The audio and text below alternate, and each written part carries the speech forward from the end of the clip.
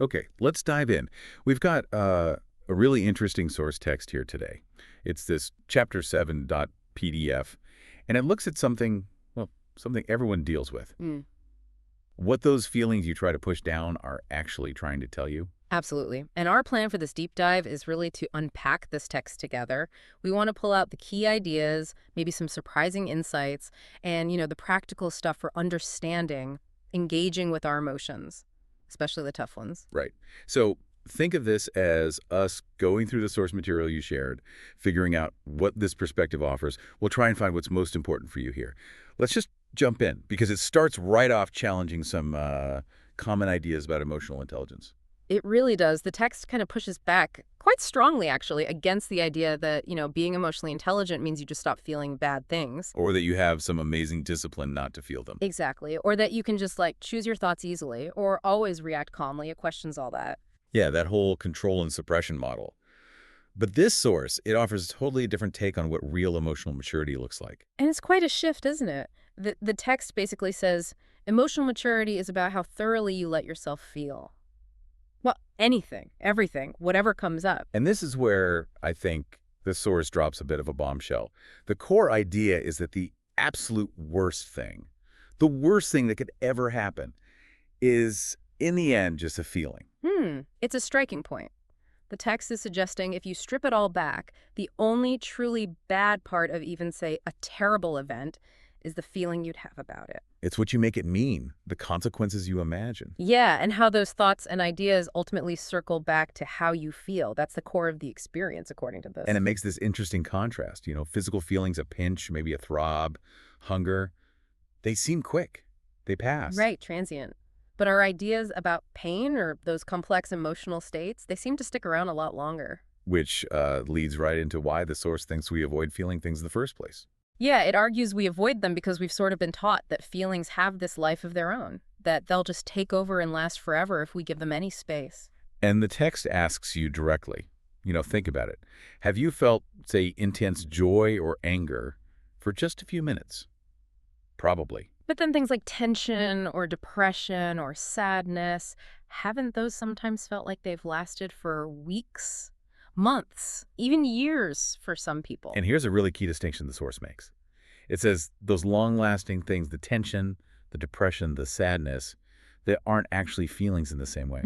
They're presented more as symptoms. Okay, symptoms, that's crucial because that sets up how the source then defines suffering and also healing. Exactly. So according to this text, suffering is, well, it's defined pretty simply. It's just the refusal to accept what is, resisting reality. And it even mentions the words origin, right? Yeah. From Latin. Yeah, suffering sub, meaning from below, and fair to bear. So like bearing up from underneath or resisting, enduring, putting under.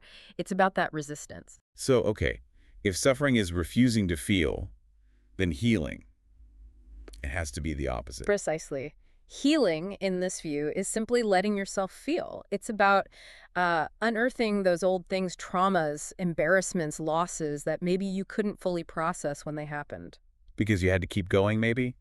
Or just survive the moment. Right. So healing is letting those stored up emotions finally filter through, processing what got suppressed. That makes a lot of sense when the source talks about childhood conditioning, Yeah. how we learn pretty early on to fear our feelings might be too big. Yeah. We get taught these lessons, sometimes directly, sometimes not. Like, don't be too loving, you'll get hurt. Don't be too smart, you'll stand out, get bullied. Don't show fear, you're weak. We learn to be compliant, maybe, and sometimes we get pushback, even punished, if our emotions aren't convenient for others. And this conditioning, according to the source, leads to a really powerful claim. It suggests that deep down, you aren't the one who's actually afraid of feeling too much. Wait, so who is? Well, the text argues it's often the people who labeled you, crazy, dramatic, wrong.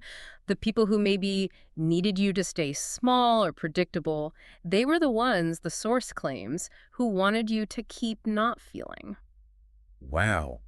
Okay, and it connects this to numbness. Exactly. Numbness, it argues, isn't feeling nothing. Neutral is nothing. Numbness, in this perspective, is actually feeling everything all at once. All those suppressed feelings hitting you simultaneously. Yeah, because you were maybe never taught or never allowed to actually process them as they came up. It's like an emotional overload. Okay, so it's an overload state. And these long-lasting symptoms we talked about, they're actually trying to communicate something. That's the idea. They're messages. From yourself to yourself. The source gets quite specific about what different symptoms might be saying. Right, let's get into that. What does it suggest, say, sadness is telling you? Sadness, according to this, might be saying, I am still attached to something needing to be different than it is.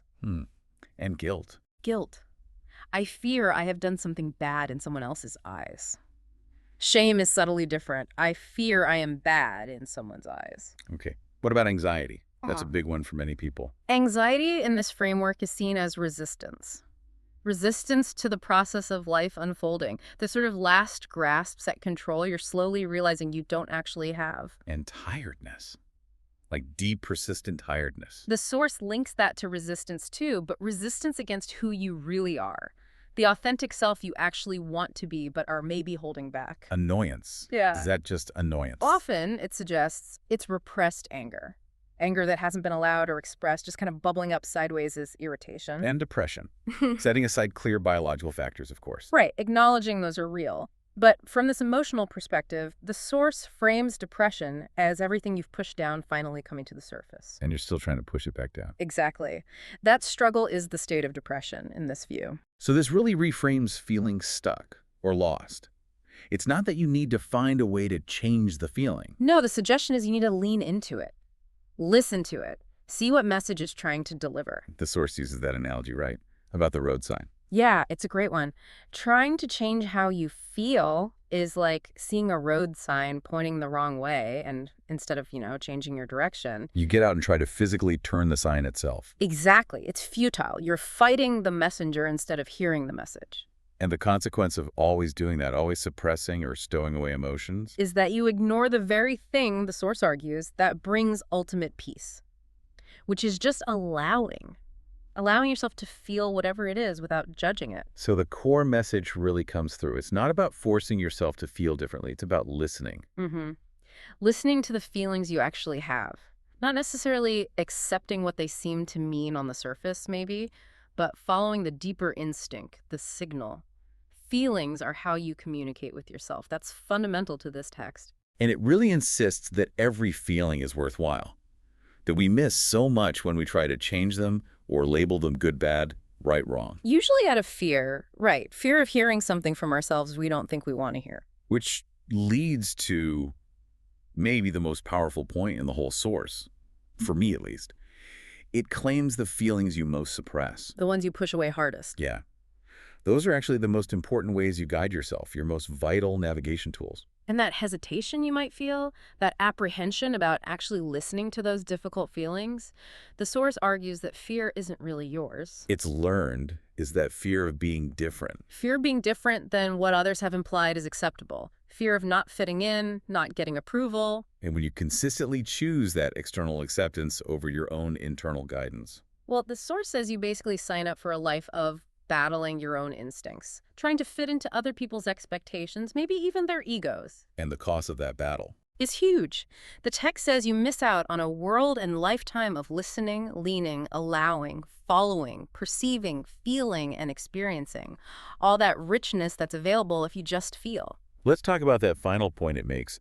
Addressing the fear that, say, deep sadness or depression might actually kill you. Right. The source is careful here. It clarifies it's not the feeling itself that kills you in this sense. It's the fighting. It's the fighting it, ignoring it, running from it, denying it, suffocating it, or just shoving it down into the subconscious where it still runs the show from behind the scenes. That, the source argues, is what kills you. And kills you here doesn't necessarily mean literal death, though it does acknowledge self-harm can be an outcome of that intense internal battle. But primarily, it means it robs you. It steals the vitality, the aliveness from the life you do have right here, right now. So the text leaves you with this stark choice, really. It suggests you either let yourself feel everything that comes up, Or you numb yourself, essentially, into feeling nothing at all.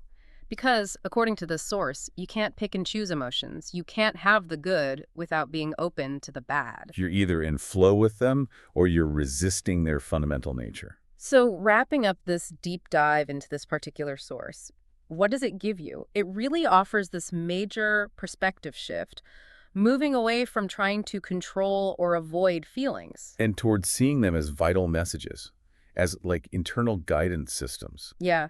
The core insight here is that emotional maturity isn't about not feeling difficult things, it's about allowing all of it. And those suppressed feelings, they aren't problems to fix. They're potentially your most important guides. Communication from yourself to yourself. Exactly. So this gives you perhaps a different lens, a way to understand maybe why you feel stuck sometimes or lost, and what those uncomfortable feelings might actually be trying to tell you, at least according to this one perspective. And it definitely leaves us with something to chew on, a final thought for you to consider. If this source has a point, if you really can't select emotions, if it's either feeling everything or feeling essentially nothing, how might your current relationship with your own feelings be impacting how much life, how much vitality you're truly letting yourself experience?